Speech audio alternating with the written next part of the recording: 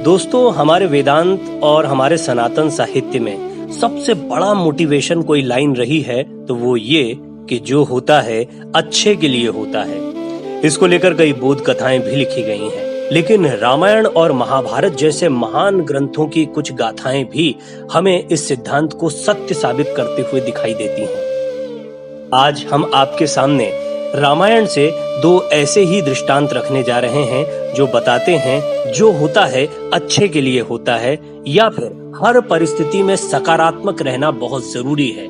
सकारात्मकता हमेशा जीवन में खुशियां लेकर आती है।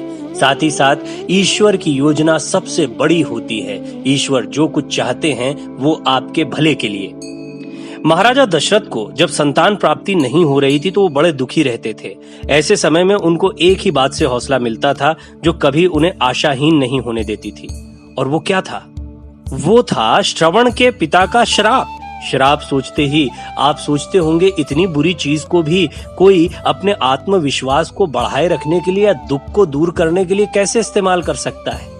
यही तो इस कथा की सबसे खूबसूरत बात है। दरअसल दशरथ जब जब दुखी होते थे तो उन्हें श्रवण के पिता का दिया श्राप याद आ जाता था। और श्रवण के पिता ने श्राप क्या दिया था? जैसे मैं पुत्र वियोग में तड़प तड़प के मर रहा हूँ, वैसे ही तू भी तड़प तड़प कर मरेगा। इतना भयानक श्राप। लेकिन इसकी सकारात्मकता देखिए। जब दशरथ को कोई संतान नहीं हो रही थी तब उन्हें पता था कि ये श्राप अवश्य फलीभूत होगा। इसका मतलब है मुझे इस जन्म में जरूर पुत्र की प्राप्ति होगी, तभी तो मैं पुत्र वियोग में तड़प तड़प कर मरूंगा। कितनी सकारात्मक बात है। यानी ये श्राप दशरथ के लिए संतान प्राप्ति का सौभाग्य लेकर आया, एक तरह से वरदान था। ऐसे ही भगवान की कई महिमाएं हैं जो गाई जाती हैं।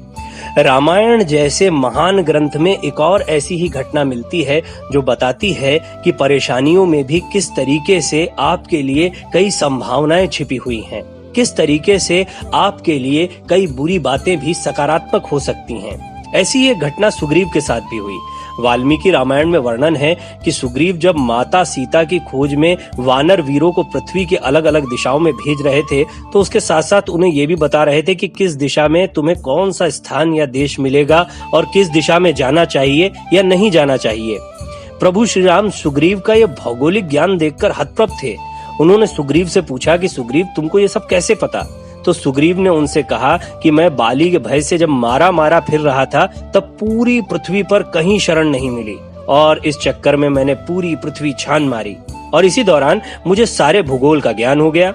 अब अगर सुग्रीव पर यह संकट न आया होता तो उन्हें भूगोल का ज्ञान नहीं होता और माता जानकी की खोज करना कितना कठिन हो जाता। सबसे बड़ी बात, भगवान श्री रामचंद्र को यदि वनवास नहीं हुआ होता तो रावण का वध कैसे होता, वाल्मीकि इतनी बड़ी रामायण की रचना कैसे करते, तुलसीदास जी रामचरितमानस की रचना कैसे करते, और कैसे इस भारत भूमि को सनातन परंपरा के रक्षक प्रभु मर्यादा पुरुषोत्तम श्री राम मिलते। इसीलिए किसी ने बड़ा सुंदर कहा है, अनुकूलता भोजन है, प्रतिकूलता विटामिन है और चुनौतियां वरदान हैं, और जो उनके अनुसार व्यवहार करे वही पुरुषार्थी है। ईश्वर की तरफ से मिलने वाला हर एक पुष्प अगर वरदान है तो हर एक कांटा भी वरदान ही समझें। मतलब अगर आज मिले सुख से आप खुश हो तो कई बार आपको दुख विपदा अड़चन आ जाए तो घबराना नहीं, वो अगले किसी सुख की तैयारी होगी। सदैव सकारात्मक रहें।